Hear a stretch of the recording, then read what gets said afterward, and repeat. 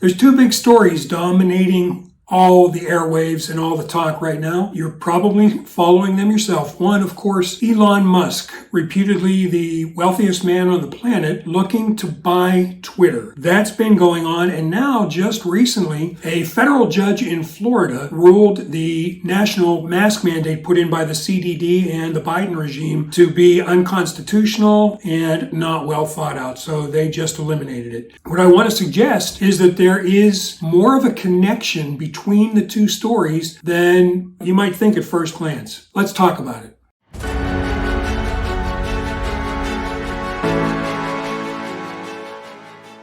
Welcome to another edition of the Marty Chronicles, part of the Conservative Take platform. Thanks for joining us. As we all know, two big stories going on right now. Elon Musk, billionaire, attempting to buy the platform Twitter. The other thing being the mask mandate. Why do I say there's a connection? Well, let's look at him. Let's start first with Elon Musk. Now, I have to confess, as a kid growing up in the 60s, I really thought a lot of what my life would be like if I lived this long would kind of be what Elon Musk's life looks like. Probably the billionaire part, although in the 60s you never thought about billionaires. But like all other good American boys in the 60s, I was obsessed with sports, particularly baseball. When I wasn't playing baseball, I have to confess I was a little bit of a nerd. I was really into astronomy, chemistry, things like that. And so I assumed when I grew up, after I was through with a Hall of Fame baseball career, I assumed I would get into some other things kind of along what Elon is doing. Space travel. I assumed I would be involved in some effort to go to Mars and beyond. You know, in the late 60s, I got to tell you, we assumed we'd be far past Mars by the year 2020. Didn't happen, but so be it. So I assumed that would be going on. The electric car thing, I just assumed I would be driving a car that flew by this point in my life. So I wasn't really worried too much about the electric cars. But there's a whole lot of romanticism about what Elon Musk is trying to do. Now, let me say before we go any further, I believe that there are a lot of people on the conservative side in particular that are uncautious and often jump on the flavor of the month when we find some common ground with someone not thought to be an ally. I know very little about Elon Musk and his politics. He appears to be a free speech fanatic, which I, of course, like. He appears to be reasonable, which I like. I'm not ready to push for him for, president or man of the year or anything like that. But I love what's going on with Twitter. Now, Elon Musk has attempted to buy Twitter. He has made an offer that, truthfully, if you know anything about publicly traded corporations, the board could really, really be in trouble for turning it down. It is a good offer. It's a real good offer for people that own Twitter stock. They're fighting him on it, and there are reasons why they're fighting him for it. As I said, Elon appears to be a free speech fanatic. Read into that what you will. He's been very open about it. It's ironic. Two of his most recent supporters in this effort have been Bill Maher and Joe Rogan. Joe Rogan's another one. I believe Joe Rogan, from what I know, leans more to the left politically, but obviously in favor of free speech. So they've both come out in support of what he's trying to do. And the powers that be are circling the wagons. And let me give you another analogy. When Donald Trump won the presidency in 2016, it shook the heck out of the establishment, deep state, whatever you want to call them. They never thought for a second he could win. In fact, they believed Donald Trump was going to be exactly what they needed. He was going to discredit, if not conservatives, Republicans, for a generation to follow. Hillary, of course, was the anointed one. It was her turn. She was going to be that person there that they would work with. When Donald Trump won, you saw the reaction from the left, full-blown, all-out emotional war. The tears, the screaming, the banging on doors, just ludicrous stuff like that. In this case, I'm going to suggest that what Elon Musk is trying to do with Twitter is very similar, but the response from the powers that be is the exact opposite.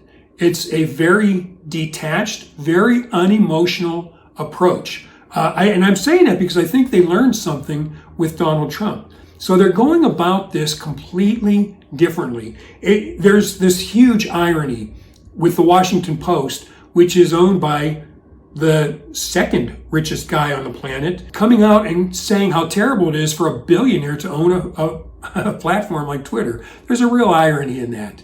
But, again, Elon, personality-wise, is different. He's a rogue of sorts. And compare that to Bill Gates. Bill Gates is the ultimate nerd. He is a complete and utter nerd who stumbled into money.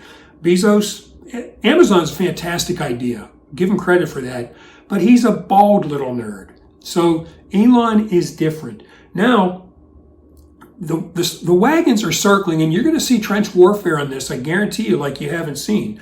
And there's a good reason for that, because Elon doesn't just keep threatening to allow free speech. He says he's going to release the algorithms that they use to decide what stays and what goes. Now, let me make sure that we're all on the same page here. These big platforms like Twitter, Facebook, YouTube, they operate under a section called 230 of U.S. Code 47. And basically, just to cut through it all, go ahead and read it if you want. To cut through it all, it says that these free speech platforms are immune from various civil liabilities. This is an important point. Now, what other people have suggested in the past few years, when you have a platform that bans a sitting president and journalists that do not conform to a certain point of view, that's not a platform, that's a publisher. There's two different parts to this. There's a platform which is immune from liability, and there's a publisher. 230 protects platforms.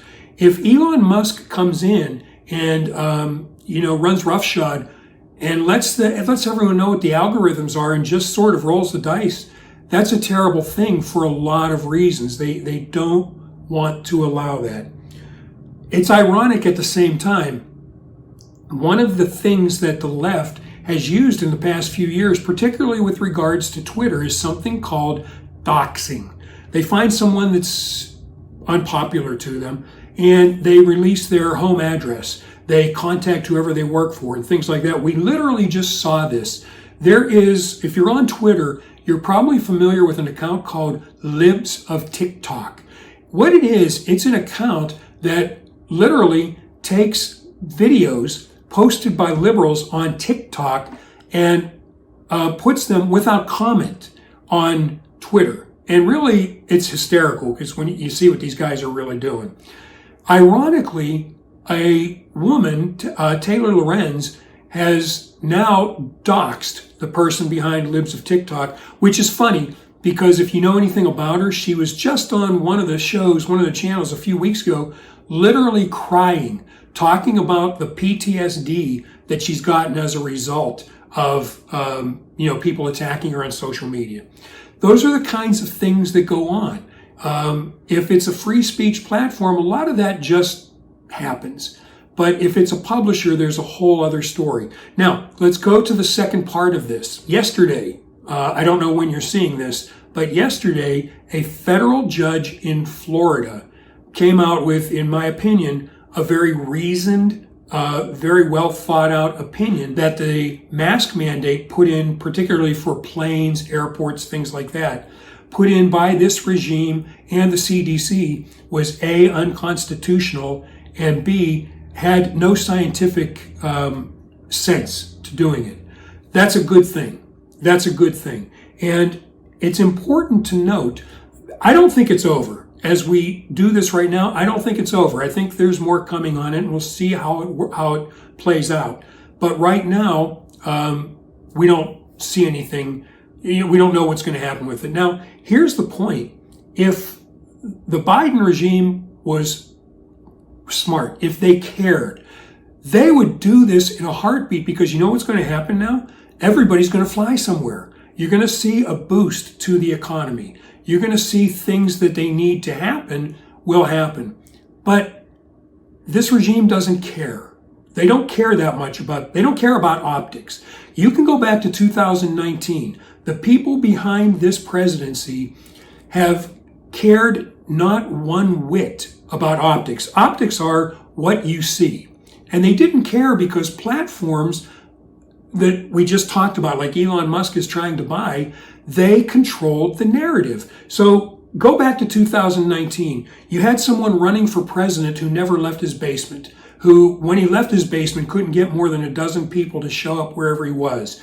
You had a lot of things like that, who, after he was awarded the presidency, put in 30,000 troops and barbed wire around the nation's capital. These are terrible optics. When the first lockdowns were coming up, the response by those in authority on planes, in parks, were terrible optics, but the people in charge didn't care because they controlled the optics. They controlled the algorithms behind the optics. So they didn't care. This presidency is more unconcerned with optics than anyone in history. I just named a few of them. If you think about it, you'll think of a few yourself. So what happens if Elon Musk is successful in his efforts?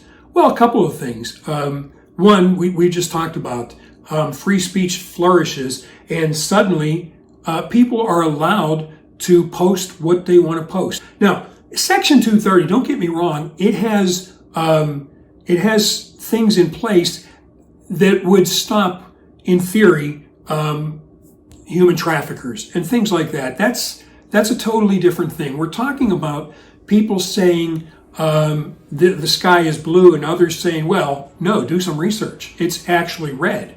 And, being able to control that narrative. So if Elon Musk is successful in what he's trying to do, it's a very dangerous thing for the people in charge now and those to follow, because if you can't control those optics, you can't control the narrative except with your ideas, with those things that you want to try. And everything the people in charge have tried for the last year and a half or done has been an utter failure, economically, in terms of our status in the world, on every level possible. They cannot compete on ideas. So it's important to control the narrative, and you do that by controlling the optics. Pay attention to what's going on. We'll continue to watch it. Thanks for joining us here on the Conservative Take platform.